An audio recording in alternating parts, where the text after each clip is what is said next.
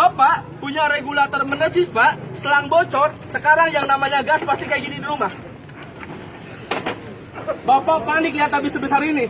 Bapak takut lihat habis sebesar ini. Bapak siram pakai air 1 bakon nggak akan mati, Pak, selama regulator terpasang. Ditiup, ini bukan ulang tahun, Pak. Cara matiin kompor kebakaran tinggal dicabut regulatornya.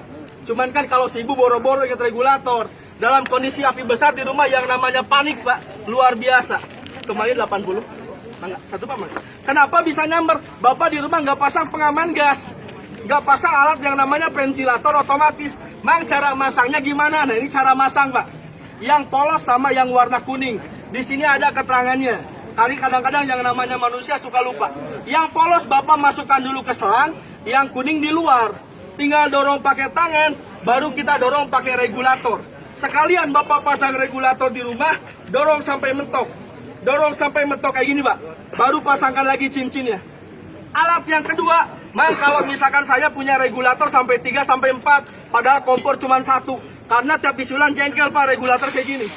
Bapak punya regulator kayak gini, simpen di gudang, beli regulator baru. Karena regulator ini nggak ada spare partnya, Pak. Ya, regulator Bapak menesis, masukkan alat yang kedua. Mang, cara masangnya gimana? Ini Pak, lihat, Pak. Ini yang rata, ini yang bergaris. Ya, ini bergaris, Pak. Sebelahnya rata, ini bergaris, ya. Yang ratanya di dalam, yang ada garisnya di luar. Yang garisnya di luar, masuk dia punya regulator, tinggal press kena tabungnya. Alatnya masuk sendiri. Bapak tukar tabung isi ulang, alat nempel di regulator nggak akan ke bawah. Makanya saya bilang uang Rp10.000 itu seumur kita pakai kompor gas. Regulator kita aman. Sekalipun ada karet tabung, lebih bagus. Kalaupun nggak ada karet tabung, nggak masalah, ya. Cuman kalau ada karet tabung, jangan sengaja dilepas. Karena ini pengamanan pertama dari Pertamina. Ada bocor pada selang, gasnya nggak keluar.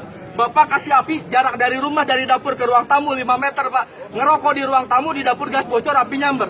Ini jarak 1 jengkal, 2 jengkal, nggak usah takut nyamber. Tapi bukan berarti mampet. Kalau misalkan digabung lagi selang ke pipa kompor, alat ini nggak bekerja. Karena sifatnya alat otomatis, Pak. Ada bocor pada selang, ada bocor pada regulator, nggak usah takut kebakaran.